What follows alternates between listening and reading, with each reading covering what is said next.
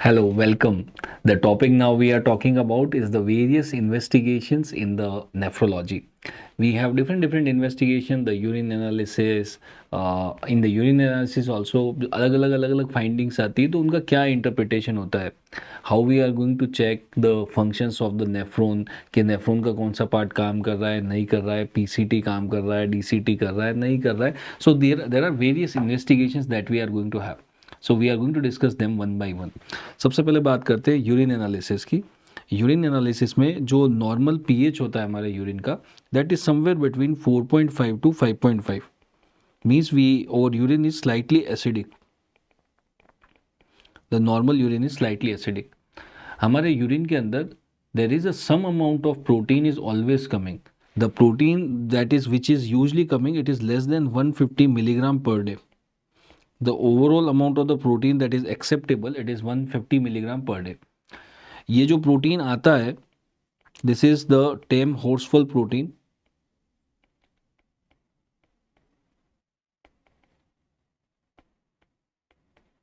Which is also referred as uromodulin.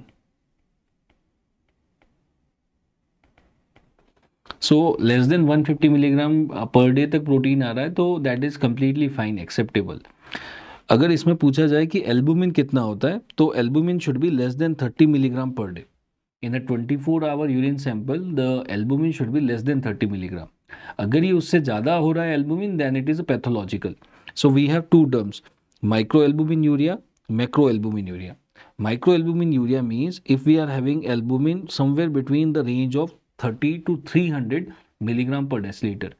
अगर ये 300 milligram per 300 milligram per day अगर उससे भी ज़्यादा आ रहा है तो that is macroalbuminuria. So we have microalbuminuria and macroalbuminuria. Microalbuminuria जो है वो 30 टू 300 मिलीग्राम पर डे, और अगर उससे ज़्यादा हो जाता है 300 से ज़्यादा, दैट इज मैक्रोएल्ब्यूमिन यूरिया. अब कब जिन लोगों को अंदर बहुत एल्बुमिन यूरिया हो रहा होता है तो उन पेशेंट्स के अंदर there is going to be hypoalbuminemia. उनके अंदर एल्बुमिन कम हो जाएगा ब्लड के अंदर. और अगर हाइपोएल्बुमिनीमिया होता है तो उसकी एक फाइंडिंग देखने को मिलती है, दैट इज इसके नेल्स के ऊपर कुछ इस तरीके की एक लाइन देखने को मिलती है, that is called as the Muehrcke's line. So we can have the Muehrcke's line that is suggestive of hypoalbuminemia. अब ये तो सुनने में तो बहुत सही लग रहा है कि अगर एल्बुमिन जो है 24 आवर यूरिन में वो लेस देन 30 होना चाहिए, 30 से 300 है तो माइक्रो है, more than 300 milligram per day आ रहा है तो मैक्रो एल्बुमिन यूरिया है. बट प्रॉब्लम है कि ये सब कंफर्म करने के लिए हमें 24 आवर यूरिन कलेक्ट करना पड़ता है. और फिर जब 24 आवर यूरिन कलेक्ट हो जाता है फिर उसमें हम सैंपल में देखते हैं कि कितना एल्बुमिन आया. तो ये इतना फिजिबल नहीं होता, इतना ना पेशेंट के पास टाइम होता है कि 24 आवर यूरिन कलेक्ट करेगा फिर उसमें से सैंपल लेके आएगा. So it is kind of getting difficult. तो हमने एक अल्टरनेट निकाला इसका. तो because there is difficult to collect 24 hour urine sample, तो हाउ टू चेक कि पेशेंट के यूरिन के अंदर एल्बुमिन जो आ रहा है वो कितना आ रहा है एक दिन के अंदर, कैसे कर सकते हैं हम. तो हमने उसका एक अल्टरनेट निकाला कि हम क्या करते हैं, we use something called as albumin creatinine ratio. हम पेशेंट का स्पॉट सैंपल लेते हैं and then we are going to do the albumin creatinine ratio. उसके अंदर ACR कर देंगे. एल्बुमिन क्रिएटिन रेशो को हम बोलते हैं ACR, एल्बुमिन क्रिएटिनिन रेशो. तो ACR की रेंज से हमें पता लग जाता है. तो हमारे पास जैसे ही पेशेंट आया उसके अंदर हमने क्या किया कि उसका RFT कर दिया जिससे हमें क्रिएटिनिन पता लग गया. And then we are going to do the urine test and उस यूरिन टेस्ट में we will be able to see कि कितना एल्बुमिन इज देयर. सो अगर हम ACR कर दें और ACR में हमें पता लग रहा है कि एल्बुमिन क्रिएटिनिन रेशियो जो है it is less than 30, then it is called as A1. Then if it is 30 to 300, then it is called as A2 category of albuminuria, and if it is more than 300, then it is A3. Right? So दो तरीके से हम albumin को identify करते हैं. एक होता है 24 यूरिन सैंपल कर लो तो वो बहुत स्टैंडर्ड हो गया, लेकिन क्योंकि वो करना फिजिबल नहीं होता उसमें हमें 24 आवर यूरिन कलेक्ट करना पड़ता है. तो उसका एक अल्टरनेट है, स्पॉट टेस्ट करने के लिए ACR यूज़ करते हैं, एल्बुमिन क्रिएटिनिन रेशियो देख लेते हैं और वही सेम कट ऑफ यूज़ कर रहे हैं. आप देखिए वही कट ऑफ यूज़ कर रहे हैं. लेस देन 30 है तो नॉर्मल है, 30 टू 300 है that is micro albumin urea, more than that is macroalbuminuria. So यहीं पे वो भी सेम कट ऑफ बनाया, लेस देन 30, 30 टू 300 और more than 300, but unit change हो गया क्योंकि यहाँ पे रेशियो लेने एल्बुमिन और क्रिएटिनिन का. So the unit is going to be milligram per gram, milligram per gram. अब there is something called as nephrotic range of protein urea. हमने नेफ्रोटिक सिंड्रोम में पढ़ा था कि बहुत सिग्निफिकेंट प्रोटीन यूरिया होता है नेफ्रोटिक सिंड्रोम में। तो what is nephrotic range of protein urea? Nephrotic range हम तब बोलते हैं अगर यूरिन के अंदर एक दिन में if it is more than 3.5 gram of urine is coming per day. If it is more than 3.5 gram per day that is nephrotic range of protein urea. अगर nephrotic range of albuminuria बोलेंगे कि कितना albumin ज़्यादा आएगा तो उसको nephrotic range में बोलेंगे it is more than 2.2 gram. So total protein more than 3.5 gram per day proteinuria, nephrotic proteinuria. अगर एल्बुमिन यूरिया के लिए बोलेंगे तो more than 2.2। Now there is a term called as orthostatic proteinuria. अब ये orthostatic protein urea क्या होता है? एक हम कार्डियोलॉजी में पढ़ते हैं, आपको अगर याद होगा तो ऑर्थोस्टेटिक हाइपोटेंशन। ऑर्थोस्टेटिक हाइपोटेंशन में मैंने आपको कुछ इस तरीके से बताया था जब हमने ऑर्थोस्टेटिक हाइपोटेंशन की बात की थी, जिसको हम पोस्चुरल हाइपोटेंशन भी बोलते थे। हम क्या बोल रहे थे कि पेशेंट को हम सुपाइन पोजीशन में रखते और उसका ब्लड प्रेशर लेते थे, फिर हम पेशेंट को 3 मिनट के लिए स्टैंडिंग में रखते थे, 3 मिनट में स्टैंडिंग में रखा और फिर वापस से उसको ब्लड प्रेशर मेजर करते थे। और अगर ब्लड प्रेशर में सिग्निफिकेंट फॉल आता था, means for example systolic blood pressure is falling more than 20 millimetre of mercury, तो हम उसको बोलते थे ऑर्थोस्टेटिक हाइपोटेंशन। कि स्टैंडिंग पोजीशन में जाने से हो क्या रहा था कि बहुत सारा ब्लड यहाँ से नीचे इकट्ठा हो रहा था और उसकी वजह से ब्लड प्रेशर बहुत कम हो रहा था, तो उसको हमने बोला था ऑर्थोस्टेटिक हाइपोटेंशन। मैं खाली ये बताना चाह रहा हूँ आपको, ऑर्थोस्टेटिक वर्ड जो है ना वो पोजीशन से लेना देना है कि स्टैंडिंग में जाने से कुछ प्रॉब्लम आ रही नहीं आ रही, तो उसको उसके लिए हम वर्ड यूज़ करते हैं ऑर्थोस्टेटिक। तो जैसे ऑर्थोस्टेटिक हाइपोटेंशन होता है वैसे ऑर्थोस्टेटिक प्रोटीन यूरिया भी होता है। What is the meaning of this is कि जब पेशेंट बहुत लंबे टाइम तक स्टैंडिंग में रहता है, when there is long standing, तो उसकी वजह से क्या होता है, कभी कभी यूरिन के अंदर up to 1 gram of protein can be there. जब पेशेंट बहुत देर तक खड़ा रहता है तो 1 ग्राम ऑफ प्रोटीन तक यूरिन में आ सकता है आफ्टर लॉन्ग स्टैंडिंग। तो अगर बहुत लंबी स्टैंडिंग की वजह से प्रोटीन आता है ना, if the patient is prolongly standing and then he is giving the urine sample, तो बहुत सारा प्रोटीन आ सकता है, इनफैक्ट 1 ग्राम तक आ सकता है। This is called as orthostatic proteinuria. But अब टास्क ये है कि मान लीजिए एक पेशेंट आया और उसने आपको यूरिन सैंपल दिया और यूरिन सैंपल के अंदर मोर देन 1 ग्राम प्रोटीन आ रहा था। अब हमें ये पता करना था यार इसको ऑर्थोस्टेटिक प्रोटीन यूरिया है या फिर इसको सही में प्रोटीन यूरिया है। तो हमने क्या कहा कि हम we are going to collect the sample in 2 methods. हम एक टेस्ट करेंगे जिसको हम बोलते हैं urine split test. We are going to do a urine split test. Urine split test कैसे करते हैं? बेसिकली हम पेशेंट के यूरिन के 2 सैंपल लेंगे।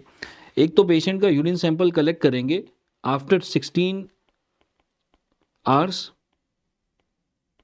Of supine position, sorry standing position,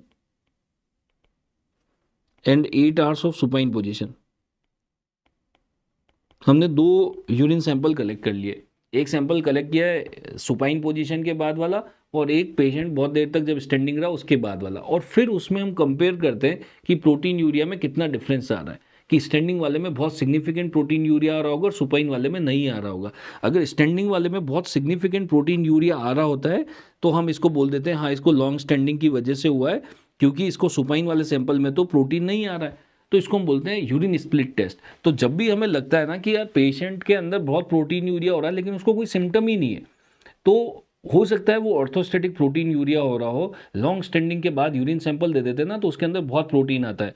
जब भी हमें ऐसा लगता है तो हम यूरिन स्प्लिट टेस्ट करेंगे। हम उसको बोलेंगे आप यूरिन के 2 सैंपल लेके आओ। एक लेके आओ जब आप 8 घंटे तक खड़े रहे, मान लीजिए एक टीचर है या कुछ काम करता है तो उसने दिन भर काम किया 8 घंटे तक उसने काम किया और फिर वो एक यूरिन का सैंपल कलेक्ट करेगा और एक सैंपल कलेक्ट करेगा रात को सोने के बाद सुबह उठ के।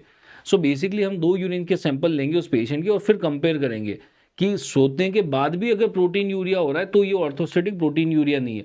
अगर केवल स्टैंडिंग के बाद प्रोटीन यूरिया मिल रहा था then it was orthostatic proteinuria. So this particular test is called as urine split test. अब ऑर्थोस्टेटिक प्रोटीन यूरिया का आप बताइए क्या ट्रीटमेंट करना है? अगर पेशेंट स्टैंडिंग में रह रहा है और बहुत प्रोटीन आता है उसको, व्हाट इज द ट्रीटमेंट? क्या करना है उसको? कुछ भी करने की जरूरत नहीं है। This is a benign condition, this is a benign condition, nothing to be done. कुछ भी करने की जरूरत नहीं, there is no treatment required for orthostatic proteinuria. Then let's talk about hematuria. The definition of hematuria is if there is more than 3 RBCs per high power field. मतलब आपने urine sample लिया और यूरिन सैंपल को जब आप microscope में देख रहे थे तो आपको 3 से ज़्यादा आरबीसीज दिखने लग गए, देन इट इज़ हिमेचूरिया, 3 या 3 से ज़्यादा। अब मान लीजिए एक पेशेंट आता है, उसका यूरिन का जो कलर है that is dark, dark colour का यूरिन आ रहा है।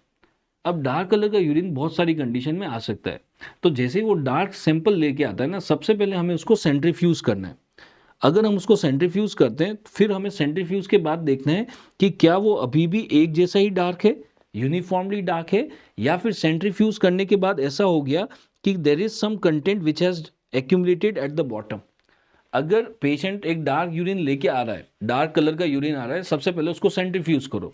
सेंट्रीफ्यूज करने के बाद देखो कि अभी भी वो एक जैसे ही डार्क है या फिर ऐसा कुछ डिस्क्रिमिनेशन हो गया कि ऊपर लाइट हो गया, नीचे जो है कुछ चीज़ें इकट्ठी हो गई। अगर ऐसा हो जाता है, अगर मान लीजिए आरबीसी का सुपरनेंट नीचे इकट्ठा हो जाता है, then it is going towards haematuria, that the RBCs are coming in the urine. But अगर सेंट्रीफ्यूज करने के बाद भी एक जैसे ही कलर आ रहा है, उसमें कुछ सुपरनेंट इकट्ठा नहीं हो रहा, नीचे कुछ भी इकट्ठा नहीं हो रहा, अभी भी यूरिन एक जैसा ही डार्क है, आप बताइए what will be the probable diagnosis for this. अगर सेंट्रीफ्यूज करने के बाद भी डार्क कलर ही आ रहा है, then it is myoglobinuria और it is haemoglobinuria. That myoglobin और haemoglobin is coming in the urine, that is centrifuge करने के बाद भी कलर चेंज नहीं होगा। कंफ्यूज नहीं करना है हीमोग्लोबिन यूरिया को हिमेचूरिया से। देखिए हीमोग्लोबिन यूरिया में तो क्या होता है, हीमोग्लोबिन यूरिन में आ रहा है, आरबीसी रप्चर हो चुका है और हीमोग्लोबिन आ रहा है, जबकि हिमेचूरिया के अंदर क्या होता है, आरबीसी खुद आ रहा है। So if the RBCs are coming that is haematuria, if haemoglobin is coming that is haemoglobinuria. अब मान लेते हैं कि पेशेंट को हिमेचूरिया हो रहा था, मतलब कि आरबीसीज आ रहे थे, हमने ये तो पता कर लिया सेंट्रीफ्यूज करके, ये पता कर लिया कि हिमेचूरिया हो रहा है। अब हमें ये देखना होता है माइक्रोस्कोप में कि ये जो आरबीसी है इनका शेप कैसा है, क्या ये नॉर्मल शेप की आरबीसीज आ रही है यूरिन के अंदर, या ये थोड़ा सा शेप जो है डिस्मॉर्फिक हो गया है। So we will see in the microscope the morphology of the RBC. ये जो आरबीसीज है दे आर आइसोमॉर्फिक, आइसोमॉर्फिक मतलब कि जैसे होनी चाहिए वैसी ही है, या फिर ये डिस्मॉर्फिक हो गई है, आइदर दे आर डिस्मॉर्फिक, क्रेनिएटेड, या फिर आरबीसी थोड़े से टेढ़े मेढ़े हो गए, दैट इज आरबीसी कास्ट। तो हमें ये देखना होता है बेसिकली जब भी आरबीसी आ रहे हैं वो जैसे होने चाहिए वैसे ही आ रहे हैं या डिस्मॉर्फिक आ रहे हैं। यहाँ पे हम एक सिंपल एग्जांपल लेके समझते हैं। देखिए for example here is the representation of the kidney and here is the ureter, then is the urinary bladder and urethra. Now what is happening is कि हमें पता है कि यहाँ पे ब्लड आ रहा है इन the kidney, it is getting filtered in the nephron, in the glomerulus, ये फिल्टर होता है और फिर यहाँ से बाहर निकल जाता है, राइट। अगर मान लीजिए यहाँ पे प्रॉब्लम है, फॉर एग्जांपल यहाँ पे फिल्ट्रेशन स्लिट में प्रॉब्लम है, यहाँ पे कुछ प्रॉब्लम है और उसकी वजह से यहाँ से आरबीसी निकल के और अल्टीमेटली यूरिन के अंदर आ रहा है, एक तो ये केस हो सकता है। दूसरा केस ये हो सकता है कि मान लीजिए there is no problem in the kidney, kidney में कोई प्रॉब्लम नहीं है, but the problem may be in the ureter, may be in the urinary bladder और may be in the urethra. मतलब कि एक तो हो सकता है प्रॉब्लम यहाँ पे है और उसकी वजह से आरबीसीज यूरिन में आ रहे हैं, मतलब नेफ्रॉन के अंदर प्रॉब्लम है और आरबीसीज यूरिन में आ रहे हैं, या फिर ऐसा हो सकता है कि प्रॉब्लम यूरेटर में या यूरिनरी ब्लैडर या यूरेथ्रा में उसकी वजह से आ रहे हैं। अगर मान लो यहाँ पे पेशेंट को कैंसर हो गया है, यूरिनरी ब्लैडर का कैंसर हो रखा है, तो क्या मेलिग्नेंट ट्यूमर है तो वहाँ से ब्लीडिंग हो गई। अगर यहाँ से ब्लीडिंग होगी तो ये जो आरबीसीज निकलेंगे ना, ये बिल्कुल जैसा उनका शेप होता है ना वैसा का वैसा ही निकलेगा। आरबीसी का शेप बिल्कुल खराब नहीं होगा, क्योंकि आरबीसी को किसी भी नैरो जगह से निकलना ही नहीं पड़ा यहाँ पे तो। बट आप फर्स्ट वाला केस देखो, अगर यहाँ पे प्रॉब्लम है ग्लोमेरुलस में और वहाँ से आरबीसीज निकल रहे हैं, तो जब आरबीसीज यहाँ से निकलेंगे ना तो बहुत ही नैरो जगह से निकलना पड़ेगा and they will become dysmorphic. तो पॉइंट ये है कि अगर प्रॉब्लम यहाँ पे नेफ्रॉन वाले एरिया में हो रखी है तो जो आरबीसीज आएंगे वो उनका शेप चेंज हो चुका होगा, they are going to be dysmorphic. Whereas अगर प्रॉब्लम यूरेटर में है, मतलब मान लीजिए कोई रीनल स्टोन है या फिर प्रॉब्लम यूरिनरी ब्लैडर में है और प्रॉब्लम यूरेथ्रा में है, अगर प्रॉब्लम इनमें से कहीं है तो जो आरबीसीज आएंगे उनका शेप बिल्कुल नॉर्मल आएगा। तो जब भी हिमेचूरिया हो रहा है कैसे पता किया, हमारे पास डार्क कलर का यूरिन आया, उसको सेंट्रीफ्यूज किया हमने, सेंट्रीफ्यूज करके पता लगा कि आरबीसी नीचे इकट्ठे हो गए, बाकी का यूरिन ऊपर रह गया, तो आरबीसी है। अब हमने इसमें देखना है ये जो आरबीसी इकट्ठे हुए हैं इनका शेप कैसा है, आर दे आइसोमॉर्फिक, एक जैसे हैं, या फिर वो डिस्मॉर्फिक है। अगर वो आइसोमॉर्फिक है, इफ दे आर आइसोमॉर्फिक है, the problem is post renal, post renal pathology है। Post renal pathology means the patient is having the problem in the ureter, urinary bladder और यूरेथ्रा, इनमें से कहीं पे प्रॉब्लम है। अगर इनमें से कहीं प्रॉब्लम होती है तो जो आरबीसीज आती है वो बिल्कुल आइसोमॉर्फिक आती है, उसमें कोई प्रॉब्लम नहीं होती। लेकिन अगर डिस्मॉर्फिक आरबीसीज आ रहे हैं, डिस्मॉर्फिक आ रहे हैं, क्रेनिएटेड आ रहे हैं, या आरबीसी कास्ट आ रहा है, तो प्रॉब्लम कहाँ है, किडनी वाले एरिया में, मतलब कि ग्लोमेरुलर एरिया में प्रॉब्लम है। सो अब हमें माइक्रोस्कोपिक फाइंडिंग देख के ये पता लग जाता है कि हिमेचूरिया कहाँ से हो रहा है। अब अगर ग्लोमेरुलर प्रॉब्लम होती है तो आरबीसी कैसी कैसी आ सकती है, what are the different shapes of the RBC that can be there. Either there can be a dysmorphic RBC, कुछ इस तरीके की डिस्मॉर्फिक आरबीसीज आएगी। ये देखने में ऐसा लग रहा है they are looking like a Mickey Mouse, जो कार्टून आता था ना वैसा लग रहा है, दो कान निकले हुए हैं, looking like this. So this dysmorphic RBC will have this particular sign. This is the Mickey Mouse RBC or the Mickey Mouse sign. Isomorphic RBCs, they are seen in this condition. These are the isomorphic. आप देखिए सारे RBC एक जैसे लग रहे हैं, कहीं पे कोई भी प्रॉब्लम नहीं लग रही। These are the isomorphic RBCs. Isomorphic RBC तो दिखेंगे पोस्ट रीनल डिसऑर्डर में। अगर ग्लोमेरुलर प्रॉब्लम है तो डिस्मॉर्फिक आरबीसी, आरबीसी टेढ़े मेढ़े हो जाएंगे क्योंकि बड़ी मुश्किल से कुश्ती करके बाहर निकले वो, so they are going to be dysmorphic. ऐसे कान बाहर निकल जाएंगे, कुछ हो जाएगा, या फिर आरबीसी बिल्कुल ही रप्चर से हो जाएंगे, that is called as RBC cast. So this is the RBC cast. So in the glomerular disease, in the glomerular problem we will have these things. Glomerular problem है तो ये आएगा, और अगर पोस्ट रीनल प्रॉब्लम है तो isomorphic RBCs आएंगे। So this is how we approach a dark colour urine. इस तरीके से हम डार्क कलर यूरिन को अप्रोच करते हैं। मैं वापस एक बार बता रहा हूँ, सबसे पहले जब भी डार्क कलर का यूरिन आया सबसे पहले क्या करेंगे, सेंट्रीफ्यूज करेंगे। सेंट्रीफ्यूज किया, अगर अभी भी वो एक जैसे ही डार्क है तो इसको या तो मायोग्लोबिन यूरिया है या हीमोग्लोबिन यूरिया है।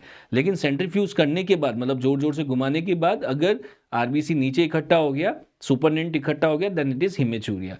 अब हमें पता करना है हिमेचूरिया हो कहाँ से रहा है, इसके यूरिन में आरबीसी आ कहाँ से रहे, ग्लोमेरुलर प्रॉब्लम है या उसके बाद में प्रॉब्लम है। अगर पोस्ट रीनल प्रॉब्लम है तो आरबीसी का शेप जो है वो चेंज नहीं होगा, आइसोमॉर्फिक रहेगा। अगर ग्लोमेरुलर प्रॉब्लम है तो आरबीसी टेढ़े मेढ़े हो जाएंगे बिकॉज बहुत सकड़े रास्ते से निकल के आए। So there is going to be Mickey Mouse type of RBCs, these are the dysmorphic crenated RBCs, और may be the RBC cast can be there, right.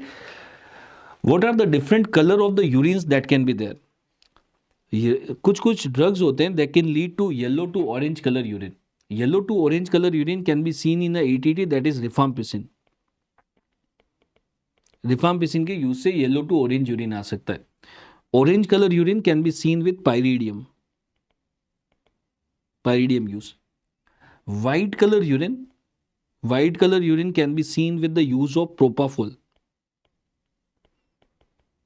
propofol. White color urine also seen in chyluria. What is the meaning of chyluria? Chyle का मतलब होता है lymph. अगर lymph जो है urine में आने लग जाए तो यूरिन एकदम वाइट आएगा, मिल्क जैसा यूरिन आता है, क्योंकि लिम्फ जो होता है वो वाइट कलर का होता है। तो काइल्यूरिया के पेशेंट में यूरिन एकदम वाइट हो जाता है। अब काइल्यूरिया क्यों हो सकता है? काइल्यूरिया कैन बी ड्यू टू फिलीरियासिस।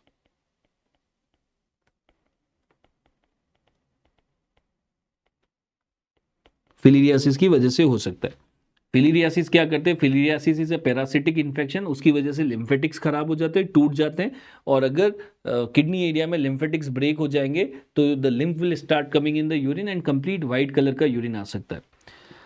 अगर वो ऐसा बोलते हैं पेशेंट का जो यूरिन है वो रेड पर्पल कलर का आ रहा था और उस यूरिन के सैंपल को हम थोड़ी देर सनलाइट में ले जाके रखा तो वो एकदम डार्क हो गया, ब्लैकिश ब्राउनिश कलर का हो गया, तो यूरिन का कलर चेंज हो रहा है सन एक्सपोजर पे, then they are talking about acute intermittent porphyria.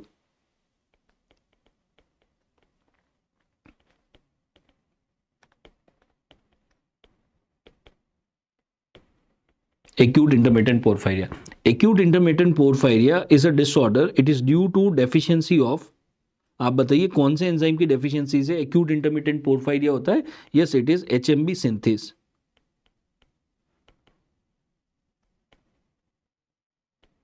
HMB synthase deficiency, which is also called as porphomobilinogen deaminase, PMB deaminase की डेफिनेशन से, या फिर HMB synthase which is also called as HMB synthase. So HMB synthase अगर enzyme नहीं होता है which is there in the heme synthesis pathway, तो फिर acute intermittent porphyria हो जाता है. Acute intermittent porphyria is very important topic.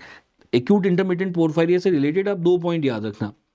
Acute intermittent पोर्फायरिया का डायग्नोसिस कैसे करते हैं? एक तो पेशेंट को बहुत तेज एब्डोमिनल पेन होता है, प्लस उसका जो यूरिन होता है जैसे सनलाइट में ले जाते हैं चेंज हो जाता है, डार्क कलर, पहले रेडिश कलर का यूरिन आता है, सनलाइट में ले जाते हैं तो और डार्क हो जाता है.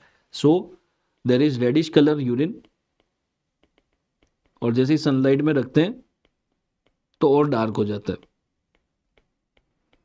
अगर ऐसा लिखा हुआ है then it is going towards acute intermittent पोर्फायरिया.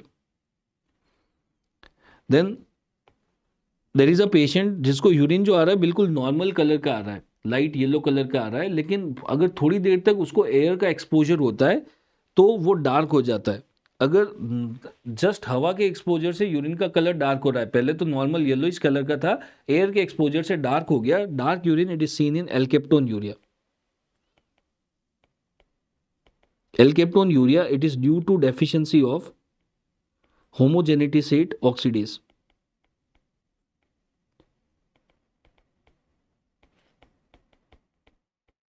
होमोजेनेटिसेट oxidase deficiency will lead to the alkaptonuria. So हमने अलग अलग कलर यूरिन की बात की. येलो टू ऑरेंज कलर आ सकता है रिफाम्पिसिन के साथ, ऑरेंज कलर आ सकता है पाइरिडियम के साथ, वाइट कलर प्रोपाफोल, काइल्यूरिया. अगर वो ऐसा बोलते हैं कि सनलाइट में ले जाने से यूरिन का कलर डार्क हो रहा है, it is going towards acute intermittent porphyria, और उसके एमसीक्यू में एब्डोमिनल पेन भी लिखा हो सकता है, that is due to deficiency of HMB synthase and alkaptonuria. कि यूरिन तो नॉर्मल आ रहा था, लेकिन जब उसको सनलाइट में रख रहे थे तो थोड़ा सा डार्क, या फिर एयर एक्सपोजर भी हो रहा था इवन, तो डार्क हो रहा था, that is alkaptonuria, that is due to deficiency of homogentisate oxidase. अब in the RB in the urine sometimes we can have the different caste. What is the meaning of the caste that is going to be there? अगर urine के अंदर कुछ इस तरीके से आपको RBCs इकट्ठे होकर दिखते हैं अलग अलग तरीके से, समथिंग समटाइम्स लाइक दिस, अलग अलग अलग अलग शेप में ऐसे आरबीसी इकट्ठे होकर आ रहे हैं, क्लम्प बना के आ रहे हैं यूरिन के अंदर, दैट इज आरबीसी कास्ट. अगर आरबीसी कास्ट आ रहा है, it is going towards glomerulonephritis. If there is RBC cast in the urine, glomerulonephritis है. अगर इस तरीके का मडी ब्राउन कास्ट आपको यूरिन के अंदर देखने को मिलता है, ऐसा डार्क कलर के सेल्स हैं, नेक्रोटाइज्ड एपिथेलियल सेल्स ऐसा मडी ब्राउन कलर बना रहे हैं यूरिन के अंदर, then it is going towards acute tubular necrosis. ATN हो गया, muddy brown cast, it is seen in ATN. अगर WBC कास्ट आते हैं, आप देखिए सारे WBC इस तरीके से बहुत सारा ऐसा गुच्छा बना के आ रहे हैं यूरिन के अंदर, if the WBC cast is there, it is suggestive of pyelonephritis. Suggestive of pyelonephritis. Then, if there is fatty cast, which is also called as Maltese cross, this is a very classical image. Here you can see this is Maltese cross or the fatty cast. This is seen in lipiduria. If the lipid is coming in the urine, lipiduria will have the fatty cast or the Maltese cross. This is the broad waxy cast, looking like the wax, and it's very broad. The broad waxy cast, it is suggestive of CKD. तो ये cast वाला MCQ भी बहुत important है. Urine के अंदर different cells जो होते हैं क्लम्प बना के आ रहे होते हैं, अगर आरबीसीज आ रहे हैं that is going towards glomerulonephritis. अगर नेक्रोटाइज्ड एपिथेलियम आ रहे हैं that is acute tubular necrosis, muddy brown cast. अगर इस तरीके से WBC का कास्ट आता है, you can see a lot of WBCs are there, it is the pyelonephritis. Maltese cross जो होता है, it is suggestive of the lipiduria, and the broad waxy cast, it can be seen in CKD. Now coming to पाईयूरिया. पाईयूरिया का definition होता है more than 5 WBCs इन high power field. Haematuria का definition था more than और equal to 3 RBCs. अगर हम ऊपर देखेंगे, हिमेचूरिया में हमने लिखा था मोर देन और equal to 3 RBCs, that is haematuria. Pyuria कब बोलते हैं? अगर 5 या 5 से ज्यादा RBCs आ रहे हैं, इफ 5 और more than 5 RBCs are there, that is pyuria. Pyuria, it can be seen in infections, can be seen in infections. Such as pyelonephritis, UTIs, उसके अंदर हमारे को पाईयूरिया हो सकता है, बहुत सारे WBCs आ सकते हैं। अब there is a condition called as sterile pyuria. What is the meaning of sterile? देखो पाईयूरिया का तो मतलब होता है more than 5 RBCs, sorry WBCs, कि बहुत सारे WBCs आ रहे हैं, WBC बहुत सारे आ रहे हैं, तो स्टेराइल क्यों बोल दिया? देखिए जब भी WBC आते हैं, WBC आ रहे हैं मतलब पाईयूरिया हो रहा है, मतलब इन्फेक्शन होना चाहिए। लेकिन कभी कभी क्या होता है, there is WBC is seen but there is no bacteria is scene.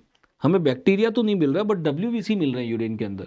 हम यूरिन कल्चर कर रहे हैं, कुछ भी ग्रो नहीं हो रहा है, कल्चर में कुछ भी ग्रो नहीं हो रहा है, कोई बैक्टीरिया ग्रो नहीं हो रहा है, लेकिन यूरिन के अंदर WBCs आ रहे हैं। That is called as sterile pyuria and it is very classically it is seen in tuberculosis, sterile pyuria. यानी कि अगर आप किसी पेशेंट को रीनल ट्यूबरक्लोसिस हो रखा है, आप उसके यूरिन सैंपल लोगे, उसके अंदर आपको WBCs दिखेंगे, लेकिन जब ग्रो करोगे ना तो कुछ भी बैक्टीरिया ग्रो ही नहीं होगा। That is sterile pyuria. That is also seen in mycoplasma, that can be seen in the chlamydia infection in the kidney. So that are the causes of the sterile pyuria. Means the WBCs are there but there is no bacteria is grown. Then we have two special tests, leukocyte estrase test and nitrate test. अगर leukocyte esterase test positive आ रहा है ना, that is suggestive of that कि there is WBCs are there in the urine, urine के अंदर WBCs हैं, leukocyte esterase test. अब वैसे तो इसके नाम में समझ में आ रहा है ना यार, ल्यूकोसाइड का मतलब ही WBC होता है, तो ल्यूकोसाइड एस्ट्रेस टेस्ट करते हैं, हम एक एंजाइम चेक कर रहे हैं, वो WBC का होता है, अगर वो एंजाइम प्रेजेंट है मतलब WBC है वहाँ पे। एक्चुअल में क्या होता है कि ये it's like a spot test to detect the UTI। Leukocyte esterase की स्ट्रिप्स आती है मार्केट में, हम क्या करते हैं यूरिन सैंपल लेते हैं और उस स्ट्रिप को उस स्ट्रिप पे डालते हैं यूरिन, अगर उसके अंदर WBCs होंगे तो ये वाला एस्ट्रेस वाला एंजाइम होगा और वो डिटेक्ट हो जाएगा, तो पता लग जाएगा कि यूरिन के अंदर WBCs आ रहे हैं मतलब इन्फेक्शन हो रखा है। There is something called as nitrate test. Nitrate test अगर पॉजिटिव आता है ना, ये डिटेक्ट करता है बैक्टीरिया इन द यूरिन, कि the whether the bacteria is there in the urine और not, you can detect via nitrate test.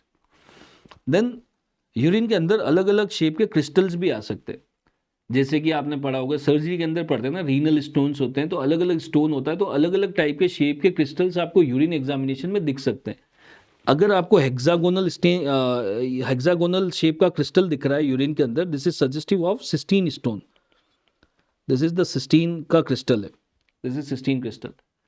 अगर आपको कॉफिन लिड टाइप का मतलब जो कॉफिन का ढक्कन होता है उसके जैसा आपको वो दिख रहा है स्टोन, मतलब क्रिस्टल दिख रहा है, it is going towards the triple phosphate stone, कि पेशेंट को ट्रिपल फॉस्फेट का स्टोन है जिसकी वजह से ये क्रिस्टल आ रहा है।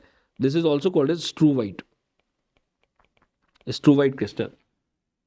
If you are having these envelope shaped crystals, that is seen in calcium oxalate dihydrate crystals. These are the calcium oxalate dihydrate crystals, and this is one of the most common renal stone that we are having, calcium oxalate dihydrate. If we are having these rhomboid shaped crystals, they are seen in the uric acid. If there is, these are the uric acid crystals, rhomboid shape. अगर ऐसा dumbbell shape के crystals आ रहे हैं, these are the crystals of the calcium oxalate monohydrate. So dihydrate envelopes shape का आता है, monohydrate dumbbell shape का आता है। अगर इस तरीके का स्टार शेप का क्रिस्टल आ रहा है, that is calcium phosphate stone. Calcium phosphate के स्टोन आप मेरे को बताओ कौन से टाइप के रीनल ट्यूबुलर एसिडोसिस में बन सकते हैं, in which type of RTA, type 1, type 2, type 4? Yes, they can be seen in type 1. Type 1 renal tubular acidosis, which is the distal renal tubular acidosis, can have the calcium phosphate stone. Then you may have heard कि जिनको भी renal stone होता है ना, तो renal stone का एक तो पेन बहुत तेज होता है, और जब ये फ्लैंक पेन होता है उस टाइम पे पेशेंट को नोजिया वॉमिटिंग भी होता है। तो ऐसा कैसे हो रहा है यार, प्रॉब्लम तो किडनी में, पेशेंट को वॉमिटिंग क्यों होती है? तो there is a connection actually, renal stone can lead to gastric symptoms and this is called as renogastric reflux. Renal stone can lead to gastric symptom, that is called as renogastric reflux. The next thing that you check in the urine examination is the specific gravity of the urine.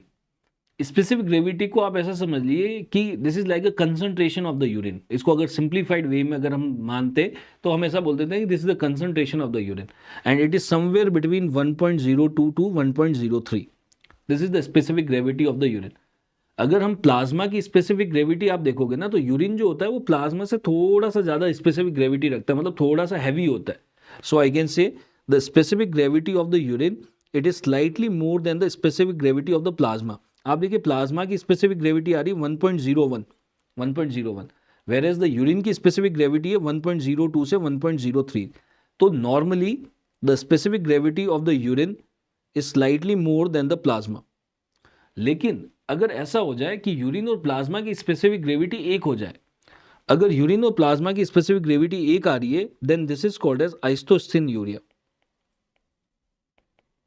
This is called as isosthenuria. और ये isosthenuria it is seen in CKD patient. क्योंकि chronic kidney disease वाले में क्या होता है कि kidney जो है ना यूरिन को कंसंट्रेट करना बंद कर देती है, किडनी खराब हो गई, यूरिन कंसंट्रेट नहीं होगा। तो होता क्या है कि for example here is the representation of the nephron. What is going to happen is कि यहां से here the blood will come and will filter here. तो जैसा ये फिल्टर हो रहा है ना, वैसा का वैसा ही ये बाहर निकलने लग जाता है। जैसा फिल्टर हुआ वैसा वैसा बाहर हुआ। इसमें से कुछ भी चीज़ों को वापस एब्जॉर्ब नहीं किया जाता है, क्योंकि यूरिन को नॉर्मली तो हम क्या कंसंट्रेट करते हैं, उसमें से बाकी इंपॉर्टेंट चीज़ें वापस खींच लेते हैं। लेकिन अगर सीकेडी है तो इंपॉर्टेंट चीज़ें वापस खींची नहीं जाएगी, बिकॉज यूरिन को कंसंट्रेट करने की एबिलिटी खो चुका है किडनी। सीकेडी हो गया तो यूरिन कंसंट्रेट नहीं होगा। तो जितना ब्लड का प्लाज्मा का स्पेसिफिक ग्रेविटी है ना, उतना का उतना यूरिन का भी होगा, and that is called as isosthenuria. Iso means equal, iso means equal, so equal specific gravity हो गई। Then the next thing that we do is the GFR estimation. अगर हमारे को किडनी का जीएफआर एस्टिमेट करना होता है, normal GFR होता है more than 90 ml per minute per 1.73 metre square of the body surface area. अभी के लिए हम एक इसको सिंपल रख लेते हैं, जीएफआर होता है more than 90 ml per minute. हम ऐसे याद रख लेते हैं, नॉर्मली जीएफआर मोर देन 90 होना चाहिए, मतलब कि एक मिनट के अंदर ग्लोमेरुलस के अंदर 90 ml फिल्ट्रेट बनना चाहिए, दोनों किडनी का मिला के। अब इसको कैलकुलेट करने के लिए हमारे पास एक फॉर्मूला होता है, that is called as Cockcroft Gault formula. तो कॉकरॉफ्ट गोल्ट से हम जीएफआर को एस्टिमेट कर सकते हैं। दूसरा तरीका होता है इनुलिन क्लियरेंस। इनुलिन क्लियरेंस से भी हम जीएफआर एस्टिमेट करते हैं। And the third thing is creatinine clearance. These are the three things by which we can estimate the GFR। मैं इन दोनों को एक बार आपको समझा देता हूं कि इनुलिन क्लियरेंस और क्रिएटिनिन क्लियरेंस कैसे काम करता है। देखिए for example here is the representation of the nephron.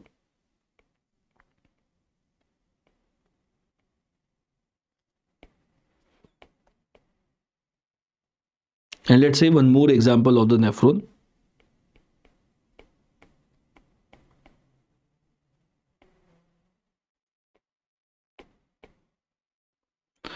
So what happens is कि अगर पेशेंट के ब्लड के अंदर इनुलिन है तो ये इनुलिन यहां पे फिल्टर होगा। अब जितना इनुलिन फिल्टर होता है ना तो इनुलिन वापस से एब्जॉर्ब होता है और ना ही कोई एक्स्ट्रा इनुलिन यहां से ब्लड वेसल से ट्यूब्यूल्स के अंदर आता है। जो फिल्टर होना है वो ग्लोमेरुलस के अंदर ही होता है, और ये सारा का सारा इनुलिन फिर यूरिन में आ जाता है। तो बेसिकली हम इस तरीके से इनुलिन चेक कर लेंगे यूरिन के अंदर, और उससे पता लग जाएगा कि इस पेशेंट का जीएफआर कितना चल रहा था, क्योंकि इनुलिन एक ही जगह से फिल्टर होता है, दैट इज ग्लोमेरुलस। इसी तरीके से एक और मॉलिक्यूल होता है क्रिएटिनिन। तो क्रिएटिनिन जो होता है वो यहां से फिल्टर होता है, यहां से फिल्टर होता है, और मोर और लेस इसी तरीके से यूरिन में बाहर निकल जाता है। तो कितना क्रिएटिनिन यहां पे आ रहा है ना, उससे हम जीएफआर एस्टिमेट कर पाते हैं। तो इनुलिन क्लियरेंस, क्रिएटिनिन क्लियरेंस, इससे हम पता लगा लेते हैं। बट यहाँ पे एक प्रॉब्लम है। प्रॉब्लम ये है कि अगर मान लीजिए पेशेंट को सीकेडी हो गया, अगर पेशेंट को सीकेडी हो जाता है ना, तो क्या होता है कि नेफ्रॉन के आसपास की जो ब्लड कैपिलरीज होती है, ये क्या करती है कि और बहुत सारा क्रिएटिनिन डायरेक्टली यहाँ से भी आ जाता है, डायरेक्टली यहाँ से बहुत सारा क्रिएटिनिन डायरेक्ट यूरिन के अंदर आने लग जाता है। तो उस केस में क्या हो गया कि यहाँ पे बहुत एक्स्ट्रा क्रिएटिनिन आता है। देखिए क्रिएटिनिन से हम क्या मेजर करना चाह रहे थे, हम ये मेजर करना चाह रहे थे फिल्टर कितना हो रहा है, जीएफआर कितना बन रहा है। तो नॉर्मली तो ये यहीं से फिल्टर होता ना, तो जीएफआर का एस्टिमेशन सही आता है। लेकिन सीकेडी वाले पेशेंट के अंदर एक्स्ट्रा क्रिएटिनिन डायरेक्टली यहाँ से आ जाता है, डायरेक्टली यहाँ से आ जाता है। तो ओवरऑल हमको यहाँ पे क्रिएटिनिन ज़्यादा मिलता है। अगर ज़्यादा क्रिएटिनिन मिलेगा तो हमें लगा कि ज़्यादा जीएफआर चल रहा है। एक्चुअल में जीएफआर की वजह से क्रिएटिनिन नहीं आया इस पेशेंट में, ये तो एक्स्ट्रा यहाँ से सिक्रीशन होके क्रिएटिनिन आ रहा है। या फिर मैं इसको आपको नंबर से समझाता हूँ। मान लीजिए इस पेशेंट में यहाँ से ग्लोमेरुलस से 100 मॉलिक्यूल क्रिएटिन के फिल्टर हुए, तो ये 100 मॉलिक्यूल्स यहाँ पे आने चाहिए थे और हम इसका जीएफआर बोल देते हैं कि इसका 100 के आसपास जीएफआर चल रहा है। लेकिन सीकेडी वाले पेशेंट में क्या होता है कि ब्लड से डायरेक्ट कुछ क्रिएटिन के मॉलिक्यूल डायरेक्ट यहाँ पे रीनल टिब्यूल्स में आ जाते हैं और ये सब भी यहाँ पे कैलकुलेट हो जाएगा। तो मान लीजिए 50 एक्स्ट्रा मॉलिक्यूल डायरेक्ट आ गए, तो जब आप इस पेशेंट के यूरिन के अंदर क्रिएटिनिन देखोगे तो आपको मिलेंगे 150। इस पेशेंट का जीएफआर 150 नहीं है, एक्चुअली जीएफआर तो 100 ही था, बट वो एक्स्ट्रा सिक्रीट होने की वजह से जीएफआर का ओवर एस्टिमेशन हो रहा है। सो ये चीज़ यहाँ पे लिखी हुई है कि ये जो क्रिएटिनिन क्लियरेंस होता है, ये क्रिएटिन क्लियरेंस जो होता है, ये जब पेशेंट का किडनी फंक्शन डिक्लाइन हो जाता है ना, when the kidney function of the patient is decline, जैसे कि सीकेडी है, तो उस केस में क्या होता है, there is a tubular secretion of the creatinine occurs. Tubular secretion होता है क्रिएटिनिन का और उसकी वजह से we can over estimate the GFR, we can over estimate the GFR. So GFR को मेजर करने के लिए we have the Cockcroft formula, the inulin clearance and the creatinine clearance. The best is the inulin clearance. यहां पे हम एक और point समझ लेते हैं, ये जो क्रिएटिनिन होता है, that is a point from biochemistry actually. Creatinine is made up of 3 amino acid, made up of 3 amino acid. Can you tell me what are the 3 amino acid? We have remembered a mnemonic JAM. Creatinine is a JAM. It is made up of 3 amino acid: glycine, arginine and methionine.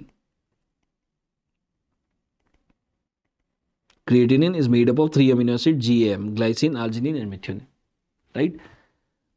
Now जब हम GFR estimate करते हैं ना कि कितना GFR बना, we can also estimate कि total amount of urine एक दिन में कितना बन रहा है। अगर किसी को 3 लीटर से ज़्यादा यूरिन बन रहा है ना, then it is going towards polyuria. अगर बहुत ही कम यूरिन बन रहा है, 400 ml से भी कम बन रहा है, then it is called as oliguria एक दिन में। और अगर ये 100 ml से कम हो जाए, then it is anuria, that almost no urine is getting found. So more than 3 liter polyuria, less than 400 oliguria, less than 100 it is anuria. N means almost there is no urine, absent urine. Then there is a investigation that we do in the nephrology that is called as DMSA scan. ये DMSA scan जो होता है ना, ये क्या करता है, DMSA scan से we are going to see the size of the kidney. We can see if there any scar is there in the kidney. We can see the shape of the kidney. अगर हमारे को kidney का scar, shape या size देखना है ना, तो हम डीएमएसए स्कैन करते हैं। अब डीएमएसए स्कैन में जो अच्छी बात है ना, what we are basically going to detect is mainly is the scar. हमें सबसे बढ़िया स्कार जो है ना वो डीएमएसए स्कैन में दिखता है। अब स्कार बनता कैसे किडनी में, मान लीजिए एक पेशेंट है, उसको वेसिको यूरेट्रिक रिफ्लक्स है। अगर वेसिको यूरेट्रिक रिफ्लक्स होता है, vesico means urinary bladder and ureteric means ureter. So कुछ लोग ऐसे होते हैं, जब वो मिक्चुरेट करते हैं, जब वो यूरिन के लिए जाते हैं, यूरिनरी ब्लैडर कॉन्स्ट्रिक्ट होता है। देखिए नॉर्मली तो यूरिन आना चाहिए था यूरेथ्रा में, बाहर निकलना चाहिए था, लेकिन ये वाले जो स्फिंक्टर होते हैं, यहाँ पे जो स्फिंक्टर्स होते हैं, कभी कभी ये अच्छे से बंद नहीं होते। अगर ये अच्छे से बंद नहीं होंगे तो यूरिन यहाँ से रिफ्लक्स करके ऊपर की तरफ यूरेटर में जा सकता है। अगर यूरेटर में यूरिन जाएगा तो ये यूरिन कंटिन्यूसली यहाँ पे रिफ्लक्स जाके यहाँ जा के टकराएगा और यहाँ पे किडनी को खराब कर देगा, वहाँ पे स्कार बन जाएगा। तो जिनके अंदर भी वेसिको यूरेट्रिक रिफ्लक्स हो रहा होता है, उनके अंदर क्या होता है, there is going to be reflux nephropathy. Reflux की वजह से नेफ्रॉन्स खराब होने लग जाते हैं, रिफ्लक्स नेफ्रोपैथी होता है। रिफ्लक्स नेफ्रोपैथी होने से there can be scar in the kidney, there can be scar in the kidney. और इन पेशेंट में क्योंकि क्या हो रहा है, आप देखो यूरिन जो है रिट्रोग्रेड डायरेक्शन में चल रहा है। अगर यूरिन रिट्रोग्रेड डायरेक्शन में जाएगा ना, तो अगर यूरिनरी ब्लैडर में कोई बैक्टीरिया पड़ा हुआ है तो ये ऊपर चला जाएगा और इन्फेक्शन करा देगा। सो जिनको वेसिको यूरेट्रिक रिफ्लक्स होता है, उनके अंदर रिफ्लक्स होता है और रिफ्लक्स की वजह से this patient can develop UTI. बार बार इनको यूटीआई होते रहते हैं।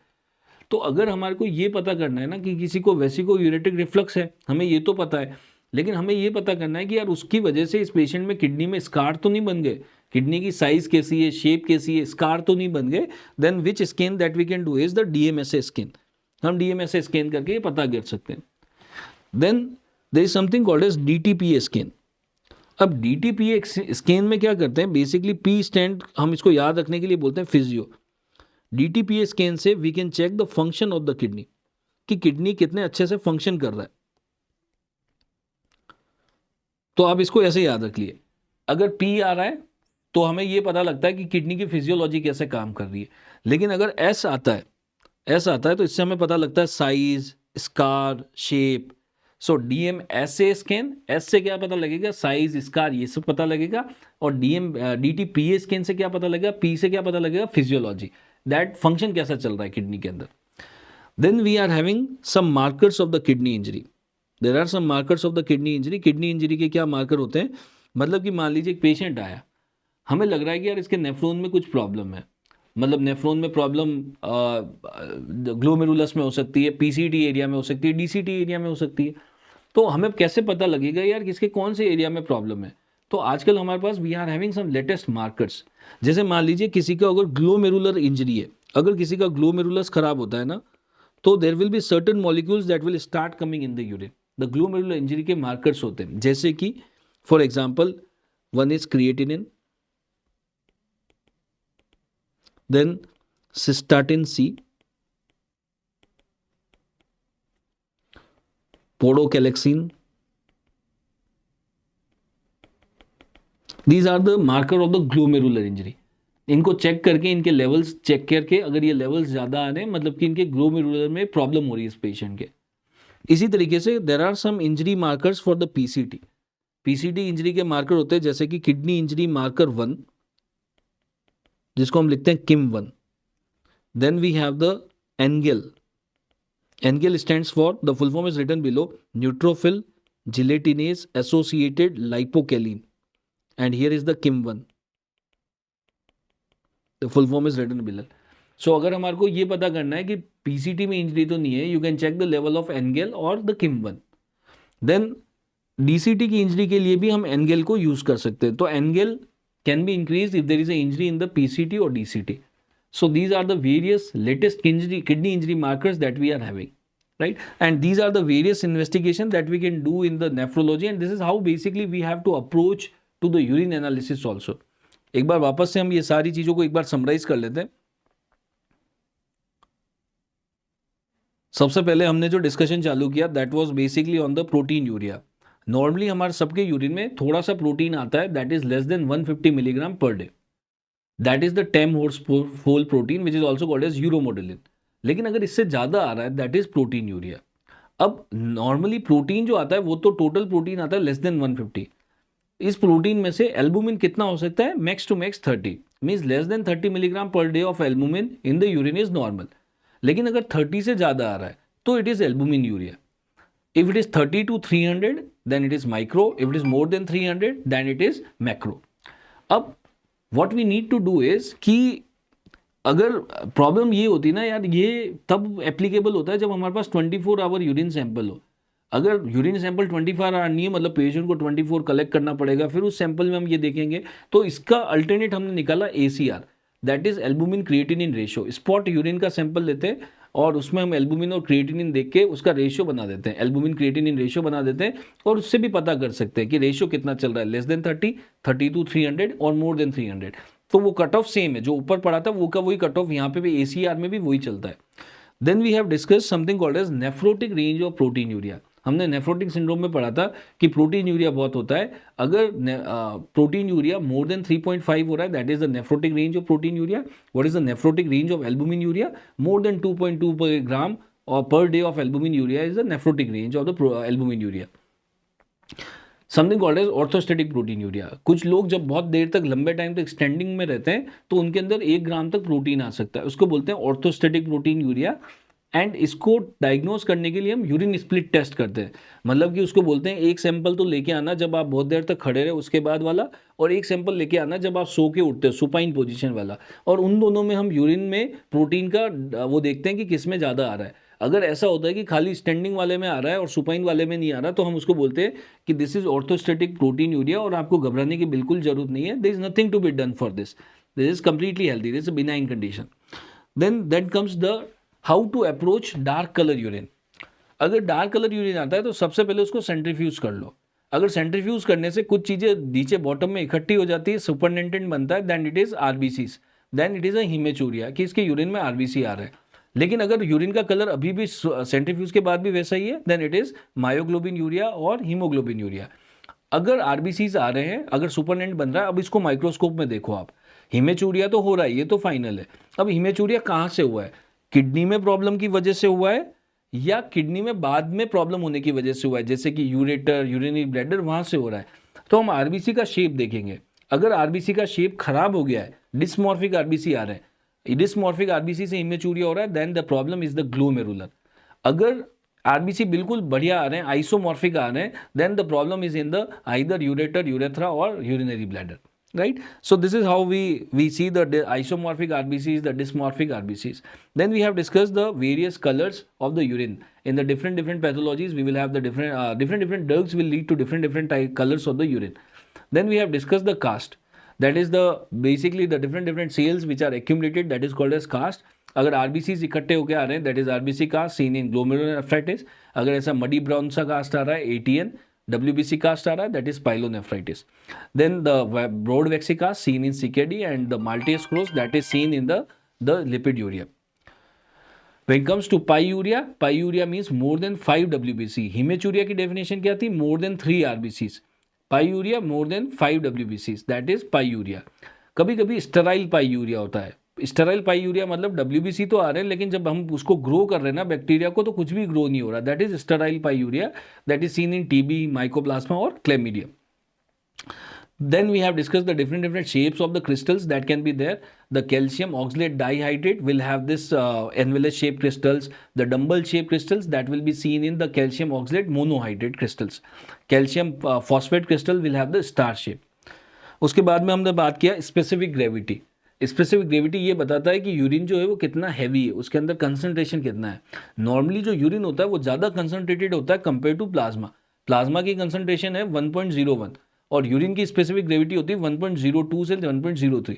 लेकिन अगर ये एक जैसी आ रही है, दोनों की स्पेसिफिक ग्रेविटी सेम आ रही है, देन इट इज आइसोस्टेन यूरिया।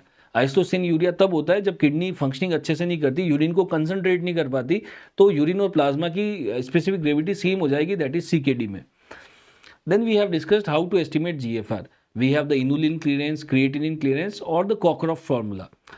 इनमें से बेस्ट होता है इनुलिन, क्योंकि इनुलिन ना तो सिक्रीट होता है और ना ही वापस एब्जॉर्ब होता है, तो इनुलिन सबसे बेस्ट होता है। लेकिन क्रिएटिनिन जो होता है ना, क्रिएटिनिन क्या होता है, थोड़ा बहुत ये ट्यूब्यूल से सिक्रीट भी होता है। तो जो हम क्रिएटिनिन यहाँ पे मेजर करते हैं ना, sometime it is we are going to over estimate the GFR, particularly in the patient of decrease in the renal functioning, उसके अंदर ज़्यादा क्रिएटिनिन सिक्रीट होने लग जाता है। Then we have discuss the definition of polyuria, oliguria and urea. More than 3 liters of urine, polyuria. Less than 400 ml, oliguria. Less than 100 ml, anuria. Then we have discussed two scans, DMSA and DTPA. S अगर आ रहा है तो क्या देखना चाह रहे हो आप? Scar, size, shape. अगर P आ रहा है, DTPA, P आ रहा है तो क्या देखना चाह रहे हो? Physiology. Then we have discussed the various markers. अगर ग्लोमेरुलर प्रॉब्लम है, you will have podocalcine, cystatin C that will be increased. अगर PCT में प्रॉब्लम है, the marker is KIM1 और NGAL. DCT में प्रॉब्लम है, what will be increased? NGAL, right? So this is how you approach the urine analysis, right? Thank you.